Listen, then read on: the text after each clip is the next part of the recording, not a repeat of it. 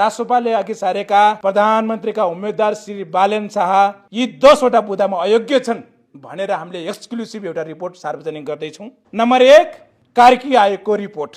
JNG आन्दोलनको विषयमा कार्की आयोगको रिपोर्ट सार्वजनिक गरिएन। त्यसलाई त्यसको डेट अगाडि लिइयो। किन लिइयो त भन्दाखेरि अब बन्ने सरकार मुख्यतया त्यसमा रासोपाको सहभागिता रहनेछ। रासोपाको सहभागिता रहँदै गर्दाखेरि कार्की आयोगको रिपोर्टमा आफू अनुकूल ल्याउनका लागि, आफ्नो त्यसमा केयरमेट र आफ्नो तरिकाले ल्याउनका लागि र दोषी देखिएका केही बालेन लगायत रासोपाका केही साथीहरूलाई बचाउनका लागि कार्की आयोगको रिपोर्ट सार्वजनिक गरिएको छैन। नम्बर 1, त्यस कारणले गर्दाखेरि ती कार्की आयोगको रिपोर्टमा स्पष्टता बालेन दोषिएका छन्, रविहरू दोषी देखिएका छन्। त्यसले गर्दाखेरि यो एक्सक्लुसिभ नम्बर 1 मा हो। कार्की आयोगको रिपोर्ट यस कारणले सार्वजनिक गरिएन। नम्बर 2, बालेन यस कारणले प्रधानमन्त्रीको अयोग्य उम्मेद्वार हुन् भन्ने कुरामा राजनीतिक तथा वैचारिक उनमा स्पष्टता छैन। त्यसले गर्दाखेरि आजसम्म पनि रासोपाले अथवा बालेनले उनले आफ्नो राजनीतिक धरातल, राजनीतिक र वैचारिक स्पष्टता यो हो भन्ने कुराहरू स्पष्ट नगरेका कारणले गर्दाखेरि उनी यो देशको प्रधानमन्त्री बन्ने योग्य छैनन् भन्ने कुरामा हामीहरू क्लियर र स्पष्टता चाहिँ छौँ। नम्बर 3 मा चाहिँ छ संवादनहीनता अथवा जवाबदेहिताको कमी।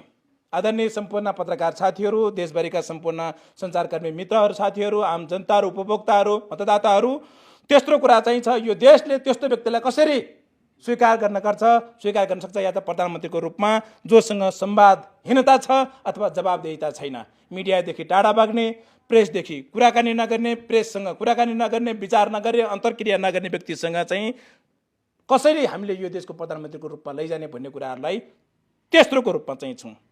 चौथो कुरा चाहिँ छ अपरिपक्वता। अपरिपक्वता यस कुरामा चाहिँ छ अपरिपक्वता विचारमा मात्रै होइन, व्यवहारमा मात्रै होइन, उनी राजनीतिक, सामाजिक र सम्पूर्ण अन्य तपाईँको विश्व भूराजनीतिको विषयमा पनि अपरिपक्वता भएको कारणले गर्दाखेरि उनका केही विगत र वर्तमान हेर्दाखेरि उनीसँग परिपक्वता देखिँदैन।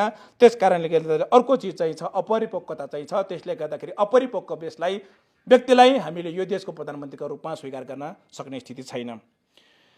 चौथो कुरा चाहिँ छ विध्वंस तथा 23 र 24 को जननी अथवा सर्जक अथवा योजनाकार।